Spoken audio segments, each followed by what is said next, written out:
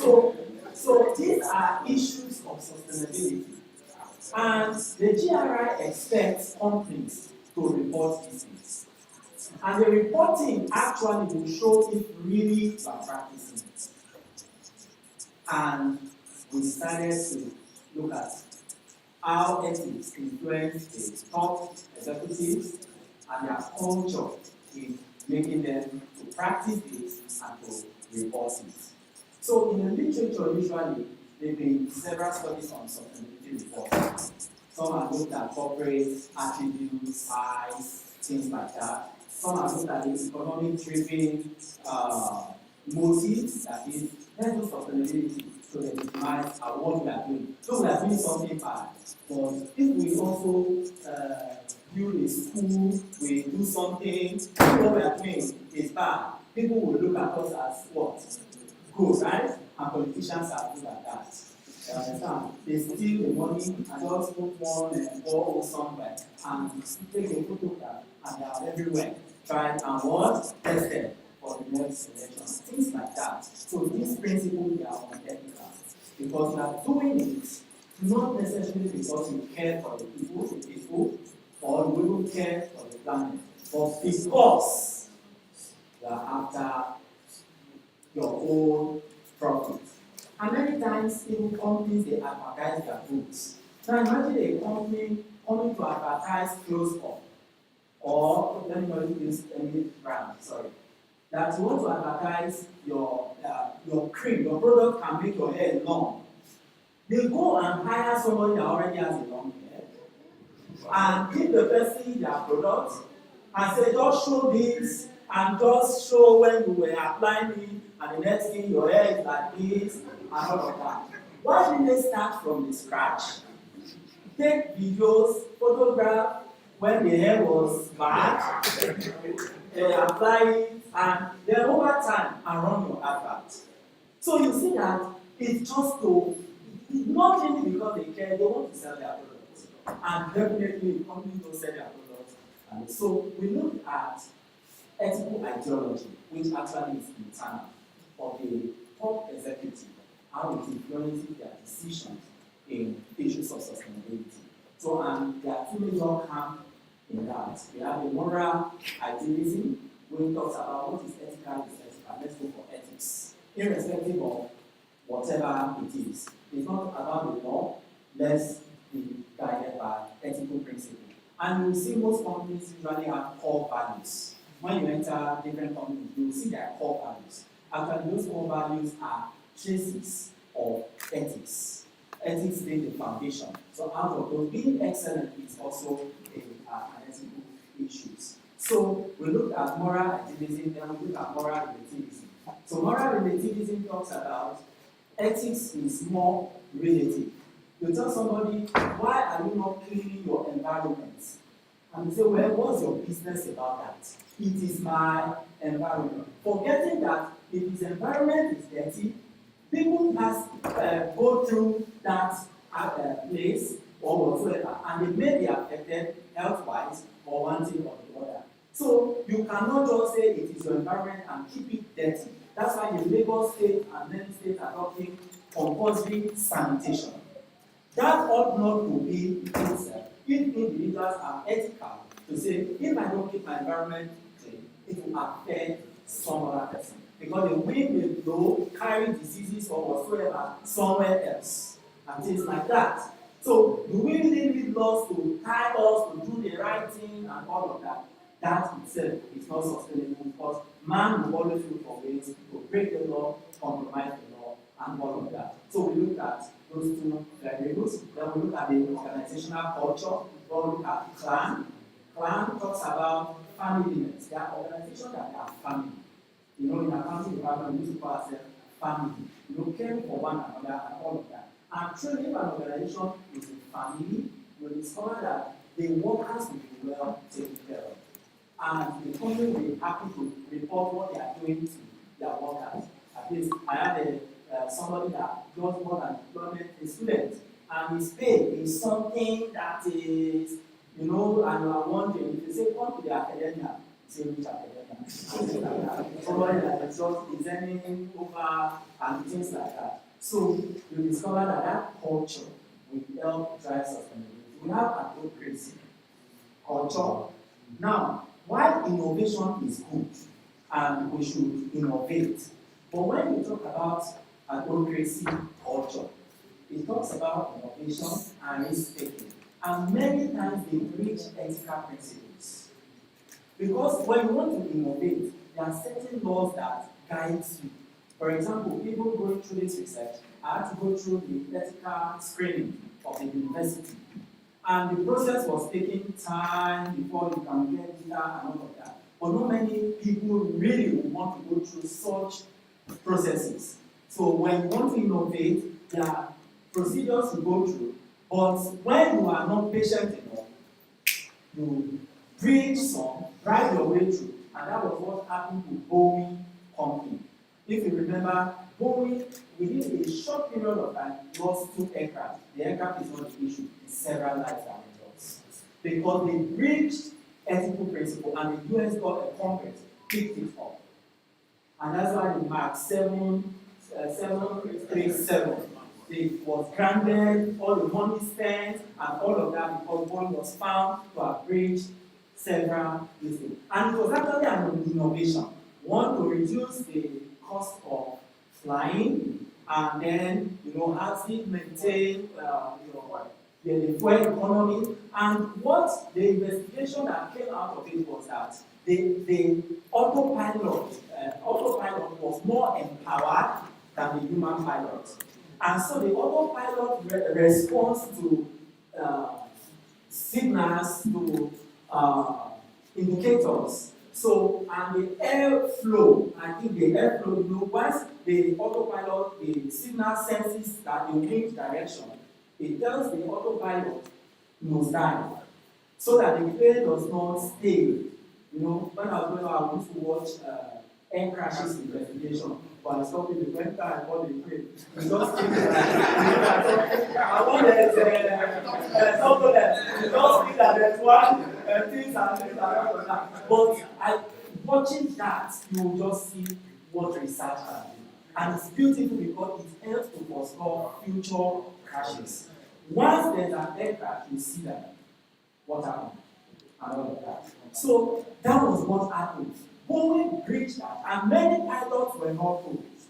They were not trained because Boeing wanted to meet deliveries immediately, and because many companies had subscribed to the Mark 737, they are paid and all of them were waiting for delivery, and Boeing needed to meet targets and things like that. I boarded an airplane. I will not mention the airplane, and the pilot was not patient enough to taxi and wait and all of that. It was just coming and just move and so people. So people in the airplane were that they also have targets. Because you are set program. Your flight is for this, and they said you don't have so many aircraft. The same aircraft must be the one to Benin. It has a flight schedule, it has all of that. So many times when we hear operational problem or something, because an aircraft, once it lands, the engineers must do thorough checks, because by the time it's airborne, so many things, the wind, the friction, and things, they have to do that. But many times they breach all those ethical principles because they have to meet flight schedule. So it's God that has been keeping and we have people. So these are cultural issues that really that it is so, and when you work also affects your values, your principles, and all of that. So all these cultural issues. So we investigated all of that. But in summary, so we discovered that moral relativism truly has a negative impact on sustainability reporting. And the simple thing is that businesses will still report sustainability only when it profits them. So for now, we need not only the standard, we need regulatory measures that will force companies to do that. If not, left to them, and many times they will even hire experts to doctor the sustainability. So what you will see as, yes, we are doing something. really, they don't care for the environment, they don't care for the employees. Today, before down there, advert is up for somebody else to pick your position and things like that. So, but there are few companies that show that they are interested in the well-being of even the consumers, the people, and things like that. And then we also found that market culture actually has a positive effect on sustainability reporting, and it is not far-fetched.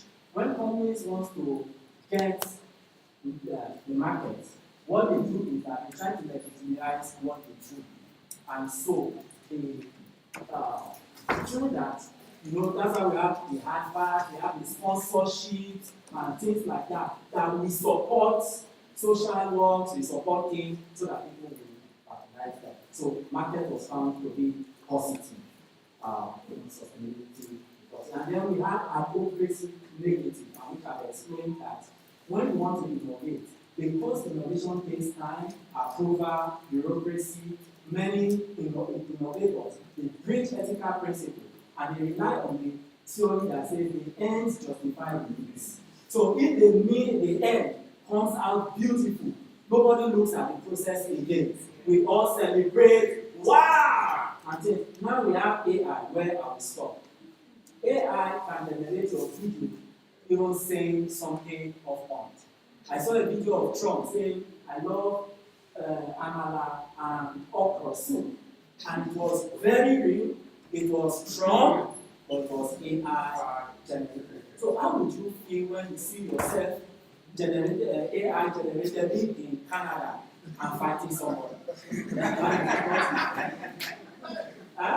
So company, we have to regulate that because everybody is buying into AI.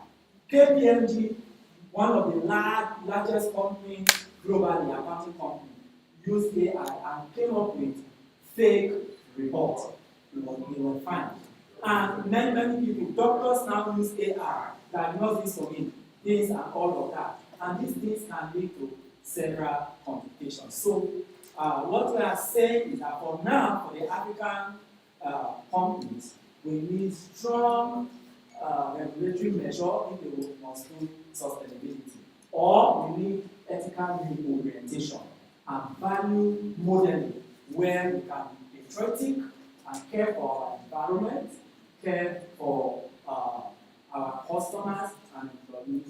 And I know that by the time this work is published and developed into modules, it will be useful to companies, it will be useful to other researchers and even the government for policy development. Thank you very much.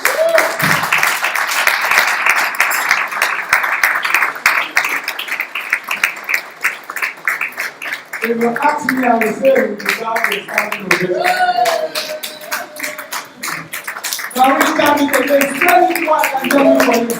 Stand it for him. Stand it for him. Stand it for him. Thank you. Thank you. Thank you.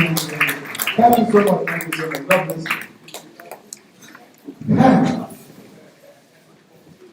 You know, I went back to history. When we were speaking, and we were talking about what our forefathers enjoyed, and what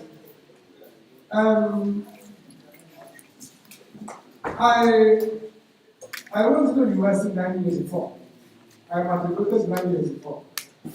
And I can remember that time, my school fee in the University of Nigeria was 45 naira. 45 naira.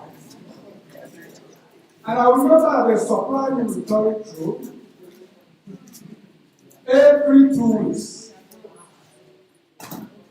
I remember also that I paid 50 kobo when I go to the refectory. 50 kobo meal. And that it will be so rich, till nobody bothers to, you go to the lab and fetch tea, the way you fetch from seaway.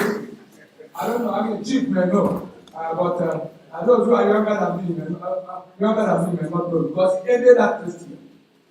It ended my first year. But I know, before I left university, I didn't actually spend up to 2 naira to eat anyway. And I go to eat the good meal outside. 1 naira was a habit. You can eat inside school.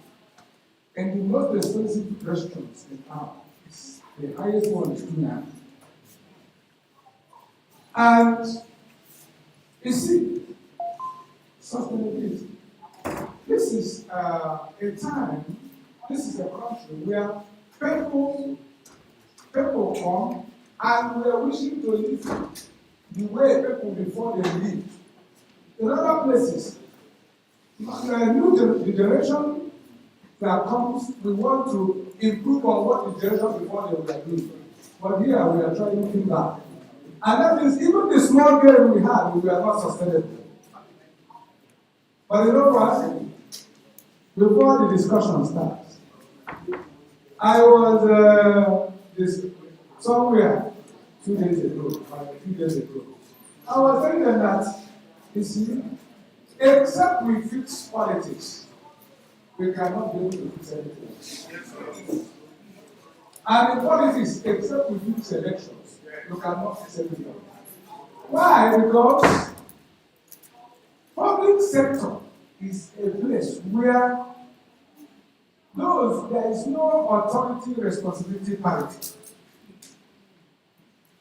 If you use resources that belong to other people and you make decisions concerning that, if you mess up in public service and misuse the resources, you walk away. You can go to Canada, enjoy life with your wife and your children, even their friends. And the country, the other people who will come will clear the mess.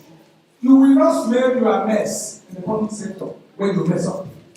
In the private sector, if you mess up in your business in the private sector, what will happen? You will be there and smell the mess. If Dangote makes wrong decisions, Dangote will crash. But if whoever is in charge of any startup makes wrong decision, what will happen? If we have political connection, you give it another one to the rest of the business. Anyway, I'm not one of the discussants. But what I'm talking about is that there are those who will have fact listing. All of us have our role. You see, what is it that makes wrong people makes bad people do good things? What is it that makes good people do bad things? There's a framework for it. When bad people do good things, it is because the compliance is strong. Because of compliance, they don't want to be caught. And that's why there is no punishment. When good people do bad things, it can only be because of ignorance. There's a good thing. But there is another law called the Braithwaite Law of Regulation. Braithwaite's Law of Regulation. He said, look, very few people will do good things all the time. And very, very few people, about 2.5% at this country, will do bad. We always, even if you give them the whole world, if you give them half of the wealth of the whole world, they will want to steal from the remaining that will belong to about 8 billion of us. Give them 90% of the wealth. That's only very few. Then, the other side, these are people who, even if they are dying and they see something that doesn't belong to them, they will not take it. Very few too. But the 90-something% of us can do bad thing or good thing based on regulation. That is not Braithwaite Law of Regulation. So it means that how the society is regulated modifying the behavior of it. How the environment is behavior is a function of persons and environment. The same people who are in the environment will do something different when they go to the environment. So I will have you hand over to you so I will come to this. Thank you very much. A round of applause for the principal investigator of this research that was kindly and generously financed by the Association of Commonwealth Universities. And thank you, Dr. Hannah, for adding to that discussion. So next we're going to be calling our panel discussants for today. Program. And so please, one of them is already seated. So the principal investigator will move to this seat. We will leave the discussants here on this side of the room. They will be taking the exalted seat, the high table. So we already have Professor Olusegun Vincent, who was a keynote speaker, a globally trained finance and corporate governance expert with extensive experience in sustainability reporting, corporate finance, public sector advisory. He leads high-profile projects across Africa and combines academic excellence with practical insights. So, once again, I want us to put our hands together for Professor Olusegun Vincent, who will be one of our discussants today. Next, I'll be calling the current HOD of Department of Accounting, University of Lagos, Professor Olatunde Julius. He is a distinguished accounting and taxation scholar at the University of Lagos. His research focuses on corporate governance, financial accounting, accountability, and ethical practices, particularly in developing economies. He's going to bring to this discussion deep insights into policy, professional ethics, and accountability. So once again, please welcome Professor Julius Odusoya.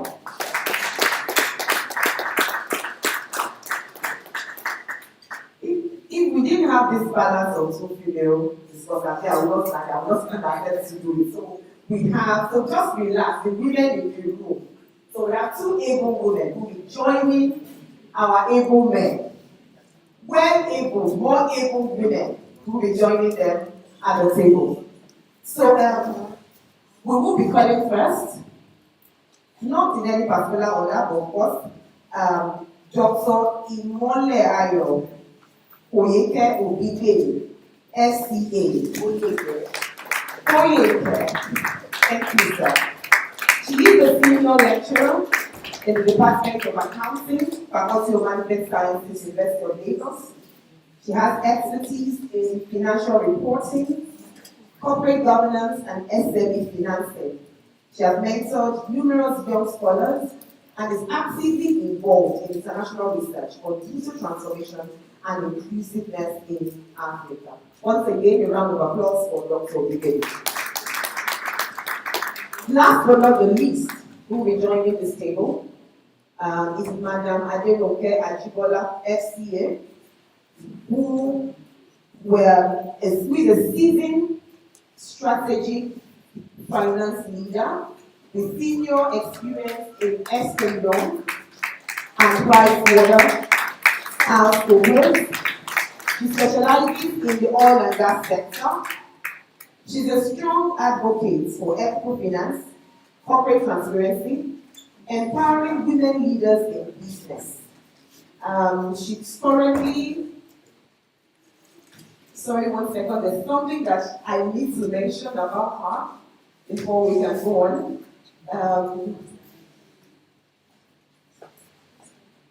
So that I will be fine.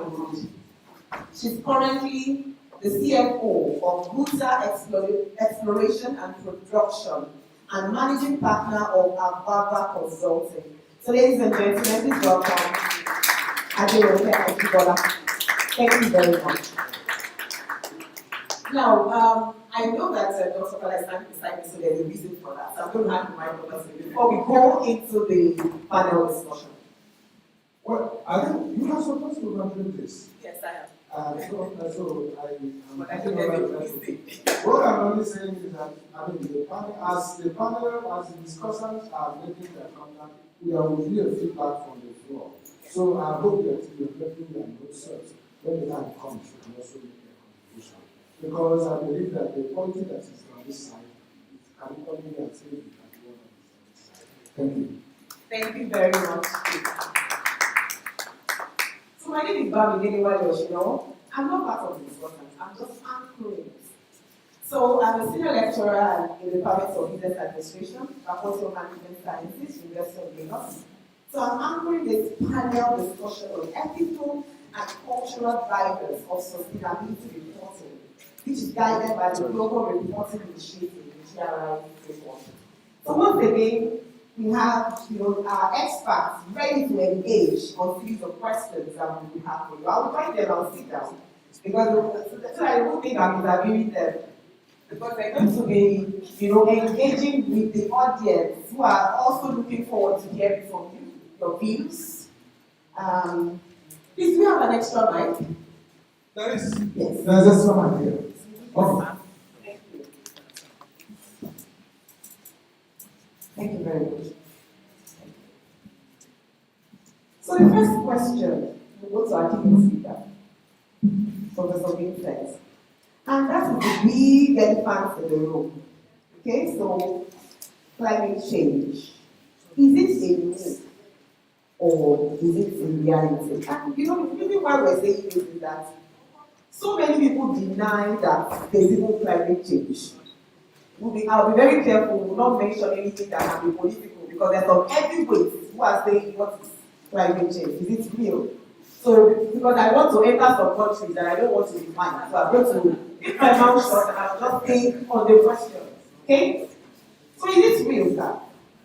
Or is it a reality? So some see climate change as exaggerated, while others calls it the humanity's biggest strength.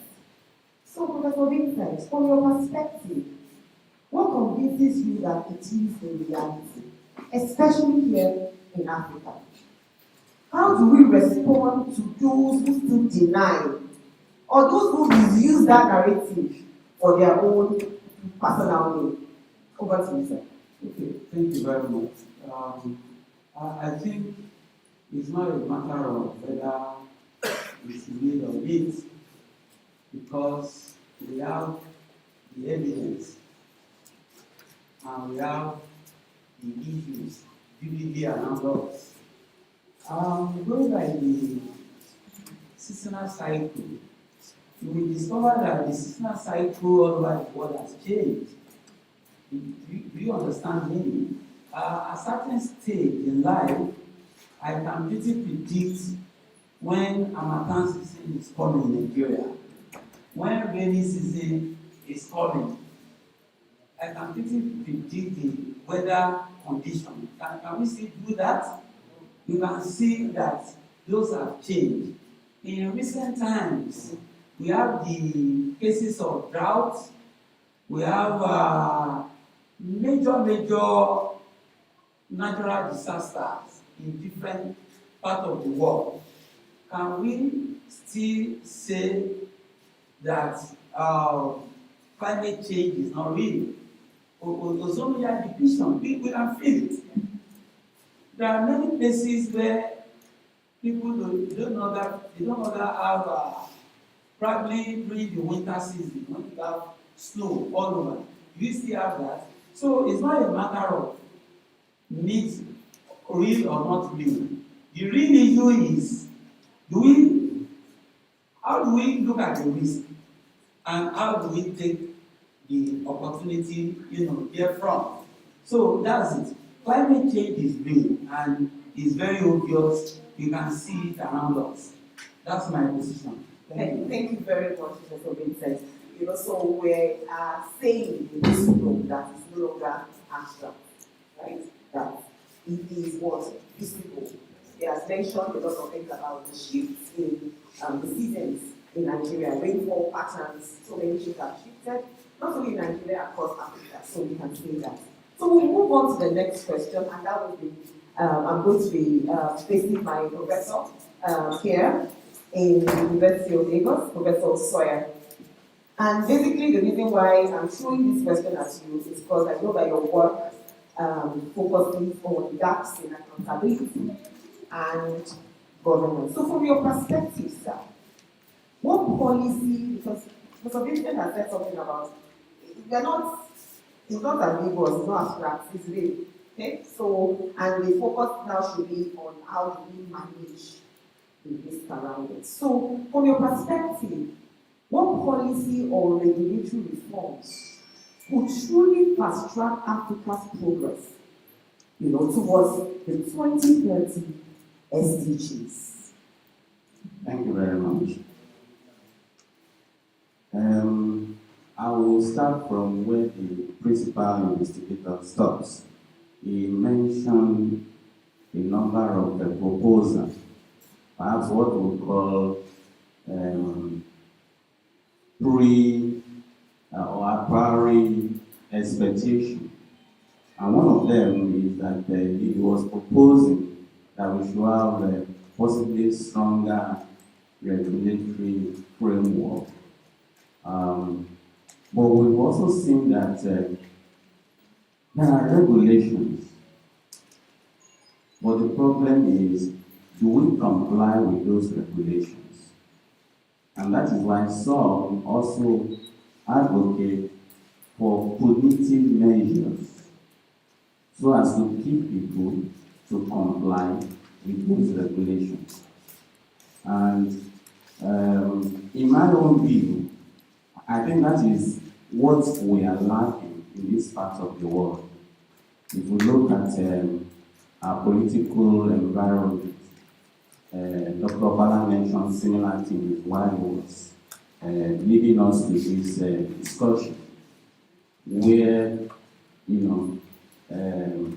how will I put it now?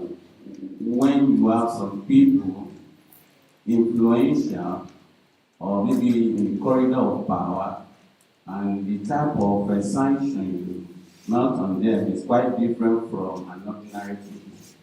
Somebody has stolen 2 billion, and the person is still walking around the city of Lagos, while somebody has just stolen a spoon, and is behind the back. So that also speaks to what he mentioned about equitability. So we need, strong sanction that will deter corporations from doing the right thing.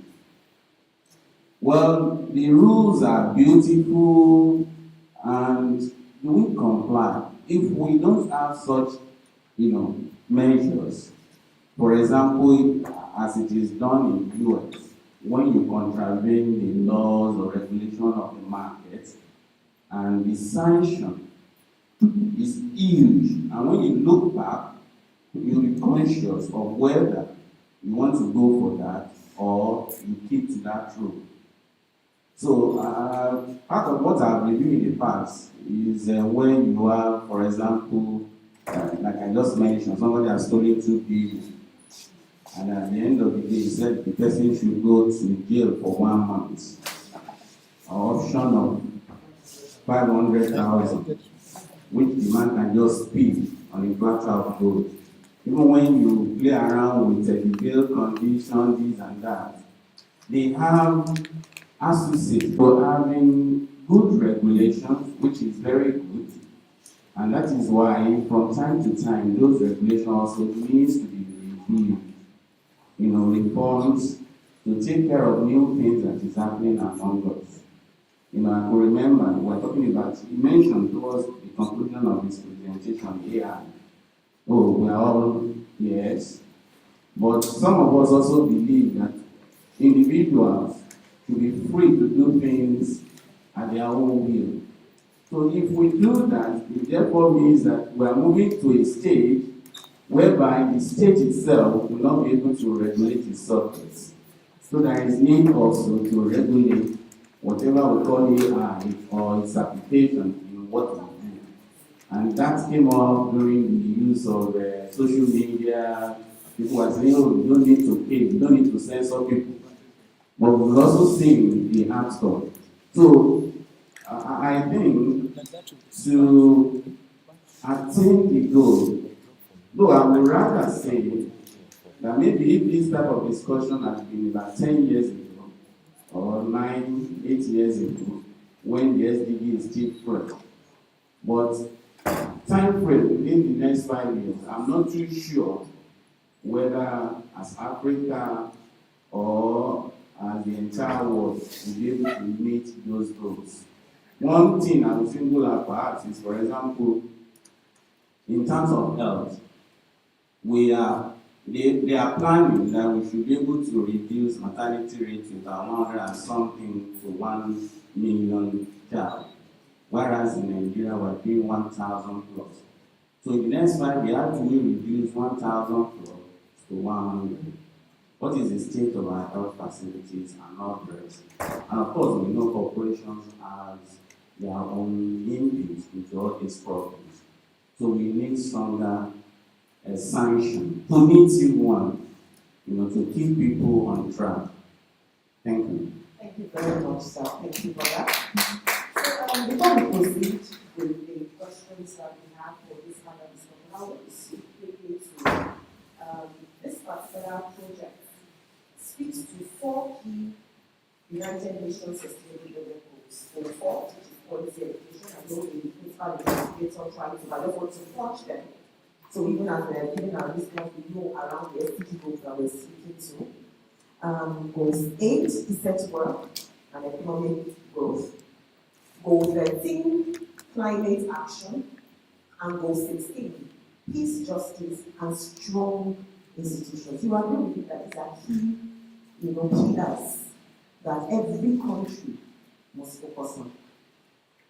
Now, and of course, I believe that the people are also taking down notes of what is going on, because the outcome of this fellowship, apart from the outcome of this research, this discussion is very key to some of the things that will be put together for policy, even in publication. So this particular discussion that is ongoing remains a critical part of this particular fellowship.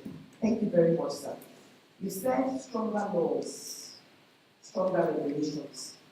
But you also said something, and I don't want to lose sight of that. You said more equitable laws. Because you talked about someone who stole 20 billion, as just for emphasis, walking around Kenya, somebody who stole 100 naira, who is in jail. I'm just saying this as part of the analogy of what you said. So I want to bring out that more equitable laws, and then we mention better enforcement. Thank you very much. So now, Madam Ajibola, my next question goes to you. You have worked, you are in the private sector, you are diluting this table. This is, you're from the private sector, you work for the public institutions. How can we translate SDG commitment into measurable results? Like Professor Vincent and Professor Sena said, the laws are very beautiful. All right, we have all the policies. Maybe people say the right things. When they are giving the opportunity, government say the right things. But sometimes it never makes it off that page. It doesn't go beyond that. So how do we turn SDG commitment into real action and accountability? Thank you very much, Madam. So I'll start with, I have 2 things on this. And first is leadership by example. How many of our public practices actually report ESG? I don't think there's any in Nigeria, to be correct if I'm wrong. So until the government itself starts making that a priority, that's when we can have followership from the public sector, because then it's now a public-private accountability discussion. Also, I'll talk about data transparency, things like O2 emission, fracking, gas flaring, and the penalties. Are we tracking that? How can we track it? Is that data available today in Nigeria? What are our measurements for sustainability, compliance, and driving ethical cultural reporting? I don't think we have that standard set yet. So if institutions like ICANN, if the government itself can come together to hold framework and symposiums like this, where there is that communication to say, this is the way we want to go, and we need everybody to align and come together to achieve that objective. I think if those 2 things are there, one, leadership by example from the public sector, and then available data, and also encouraging diffusion and collaboration between the public and private sector to can faster achieve those goals. Thank you. Thank you very much. I don't need to say more. We have to come right from the top, because the government driving the change. So the change starts from me, it starts from the government. That is the only way we can actually push it down the line. Thank you very much, Madam Ishwara. So we now go on to institutional and cultural barriers. How do we hinder or promote SDG implementation? So Dr. Obibene, as at a grassroots level, you're working with SMEs, financing, Now, what institutional or cultural reality still stands in the way of achieving the SDGs? From your experience, from your work in the field, your interactions, and you can also suggest ways in which, in terms of practice, how we can overcome some of these issues. Okay, thank you very much. Talking about institutional barriers, we see that we still have some loopholes in our rules, and these loopholes are what people try to thrive upon to achieve what they want to achieve, thereby going into unethical practices. Also, talking about institutional barriers, this has affected so many SMEs in doing what they want to do. It has limited their level of expansion. It has also limited the way by which they are able to achieve what they want to do. I want to pick an example from the illustration given by the key presenter about innovation. Now, so many SMEs have innovations, and because of the time that they have, because of time constraints, because of the limitations they have, the find that they have around them, that is the institutional limitations, this has affected the way at which they are able to flourish. Now, bringing it down to SDGs, now we'll talk about climate change. Looking at climate change and cultural barrier, there is need for us to be able to domesticate these SDGs to the people, bring it out in the language they understand. Let them understand that SDG itself is not a big terminology. Look at it from the perspective of the individual that believes he wants to use firewood to cook, and then he believes food cooked with firewood gives a good taste, gives a good aroma. And then we are talking about the climate change. We want to reduce the extent at which people use firewood in cooking. Now, what can we do? It involves bringing down, reducing the costs of cooking, reducing the cost of gas that we can use in cooking, reducing other expenses that is associated with cooking, so that this individual can actually carry out his objective, can actually do what he wants to do without carrying out those activities that will affect the environment, without doing things that will influence, that will be at variance with the objective of SDG. Also, talking about the health issues, now our ability to break it down, provide the necessary amenities for the people, which makes it easy for them to access health-related facilities. It makes it easy for them to be able to get the various medical facilities, medical assistance, medical aids that they require. So it's our responsibility to find the cultural barrier is there, which makes the people resistant. But how can we break the resistance? This is by providing the various needs of the people to make the SDG goals attainable. Thank you. Thank you very much, Dr. Bibiri. A round of applause for her. This is the reason why I want us to just think for 1 more minute on this issue of culture. Because even in strategy, we say culture will be strategy for breakfast. Because culture is very important and it's deeply rooted. It's difficult to change. When people believe something, even as they are speaking to us now, we said some people believe that food that are cooked with what? Firewood. It's true because even me, I believe that. Alright, so that when you use firewood to cook, the taste is better, you know? So this is not about people, it goes beyond cost. It speaks to a belief system that is deeply rooted in people's marriage. And you know that what we believe shapes our attitude, it shapes our behavior, it shapes everything. So when we're not talking about, there are institutional barriers. Institutional barriers, we can throw that around a lot. We have, of course, so many things that have been said here today about our big institutions, from corruption to infrastructure to so many, things. But now we're not talking about culture that affects people. So I'm going to actually open, to the other panelists. How do we instigate behavioral change towards the climate? And we're talking about climate change now, which is one of the key issues that is still an evolving discussion within the world. So I'll just leave it open for any of the panelists that want to speak to that. So we want to take one or two more contributions in terms of culture. Yes. Volunteers. Thank you. I don't want to be calling my class to talk, so I leave it open. Yes. Well, let me look at culture from corporate perspective. The principal investigator alluded to the fact that I think Dr. Palas will mention something like that. Profit, capitalism.